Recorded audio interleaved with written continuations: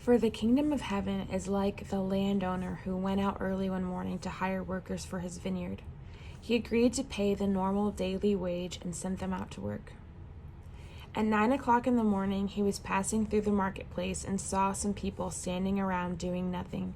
So he hired them, telling them he would pay them whatever was right at the end of the day. So they went to work in the vineyard. At noon and again at 3 o'clock, he did the same thing. At 5 o'clock that afternoon, he was in town again and saw some more people standing around. He asked them, "Why haven't you been working today?" They replied, "Because no one hired us." The landowner told them, "Then go out and join the others in my vineyard."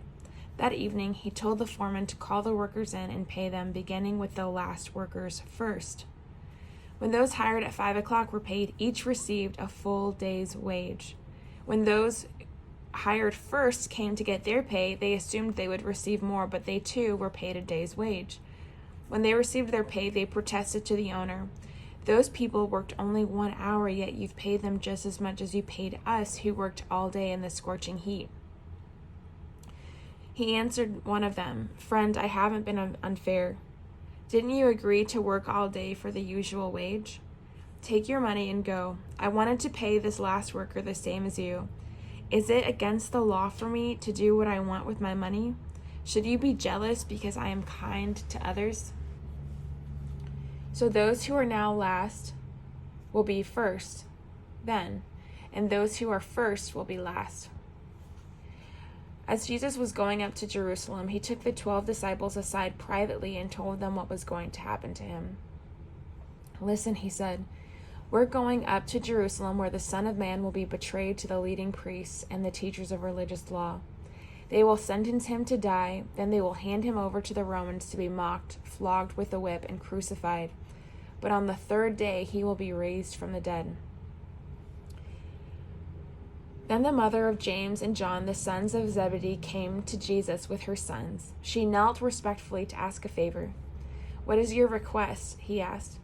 She replied, "In your kingdom, please let my 2 sons sit in places of honor next to you, one on your right and one on your left."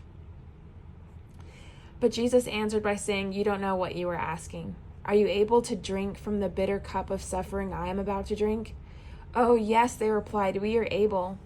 Jesus told them, "You will indeed drink from my bitter cup, but I have no right to say who will sit on my right or my left.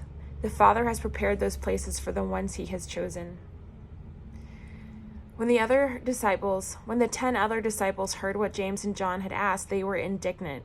But Jesus called them together and said, "You know that the rulers in this world lord it over people, and their officials flaunt their authority over those under him. But among you it will be different. Whoever wants to be a leader among you must be your servant, and whoever wants to be first among you must become your slave. For even the Son of Man came not to serve, but to serve others and to give his life as a ransom for many." As Jesus and the disciples left the town of Jericho, a large crowd followed behind. 2 blind men were sitting beside the road.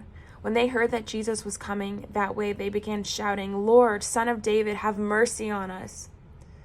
"Be quiet," the crowd yelled at them. But they only shouted louder, "Lord, Son of David, have mercy on us." When Jesus heard them, he stopped and called, "What do you want me to do for you?" "Lord," they said, "we want to see." Jesus felt sorry for them and touched their eyes. Instantly they could see. Then they followed him.